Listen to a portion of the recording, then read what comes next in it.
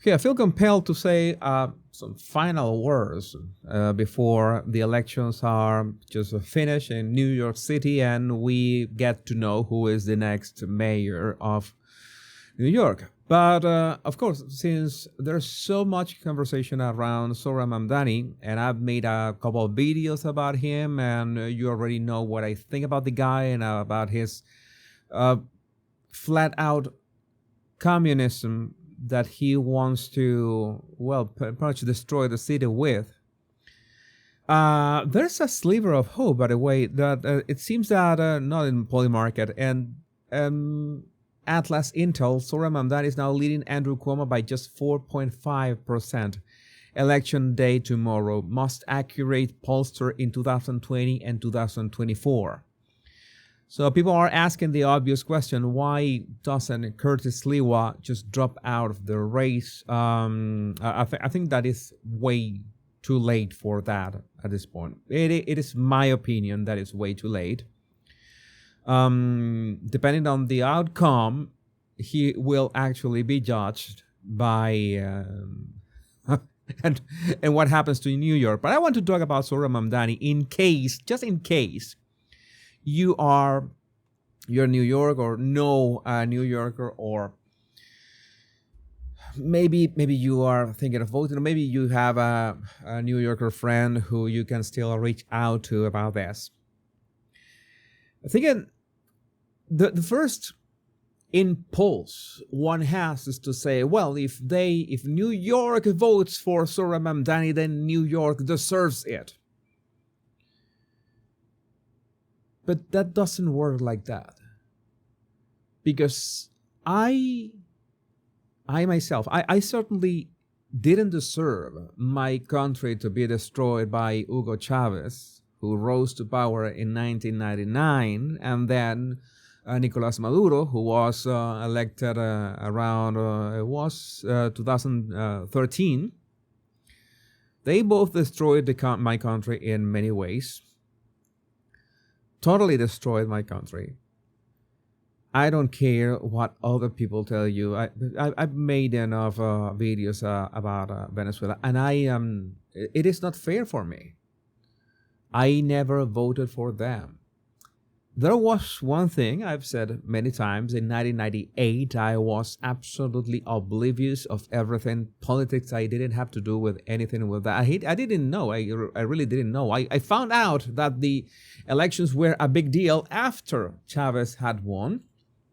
I saw many people. I was really ignorant. I was completely ignorant, and well, yeah, that is the only word possible.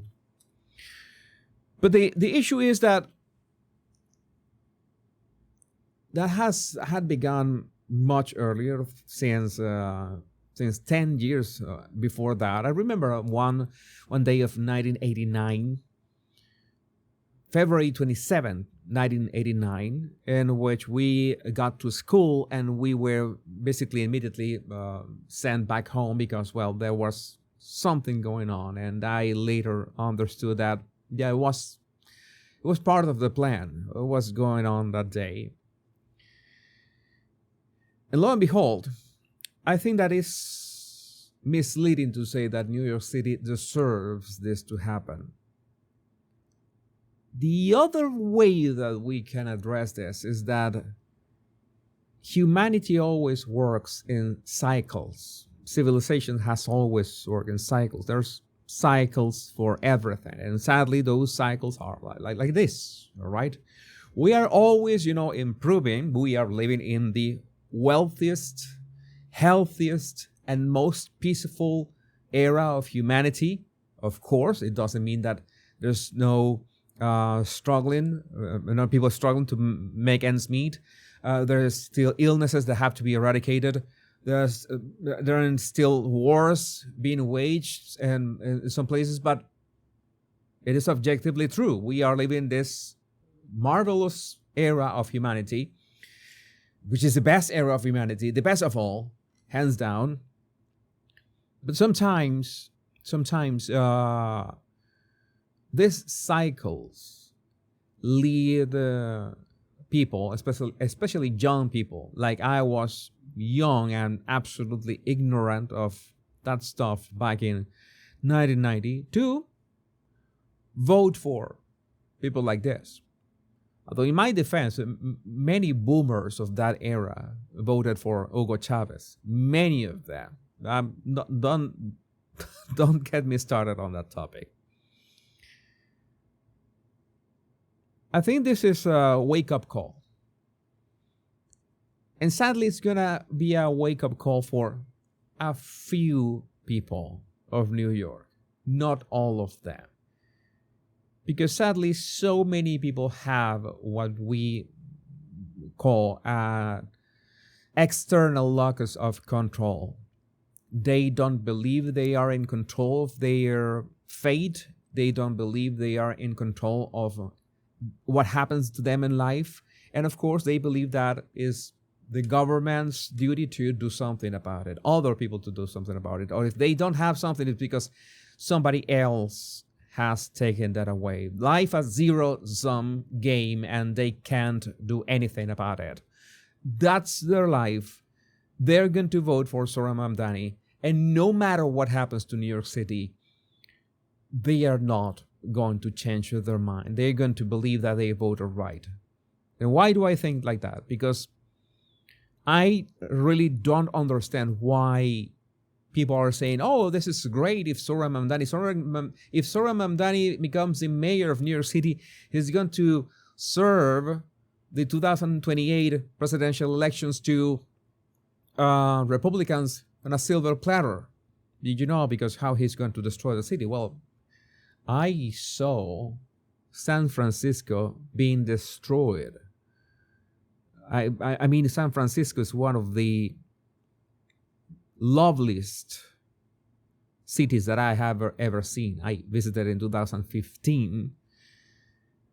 And what they did to San Francisco, you think that people care in the 2024 elections?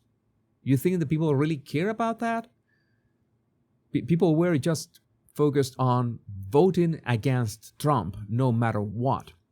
I repeat Quentin Tarantino's words, I don't care what comes out of Kamala Harris' mouth. I don't care what she says. I'm going to vote for her. But that is Tarantino. Tarantino has the money to buffer any problem that can be in the United States. That is no problem to him. But what for the rest of the people? What happens with the rest of New Yorkers in case of Zohran Mamdani becomes mayor? What's going to happen to them? Would that be fair to them? No, absolutely not, as it wasn't fair to me in the case of Venezuela.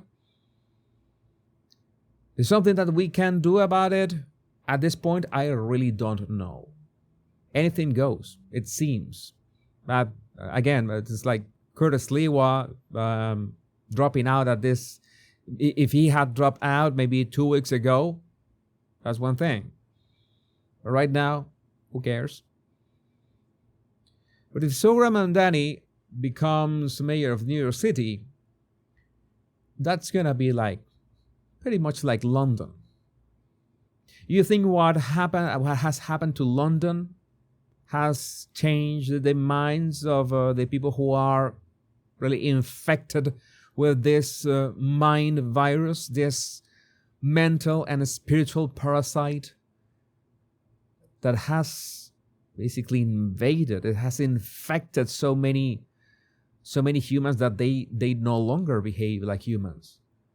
It's like they are being controlled in some way. And not all brainwashing can be reverted. That is a problem.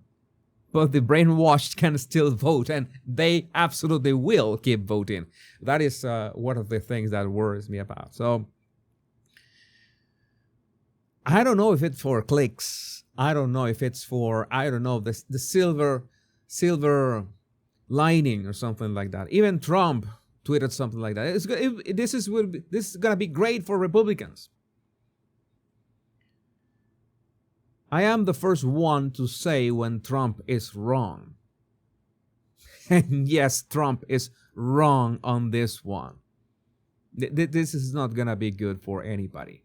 It's not going to be good for Democrats, in fact, but it's not like Republicans will be able to, you know, how to say this, capitalize on this.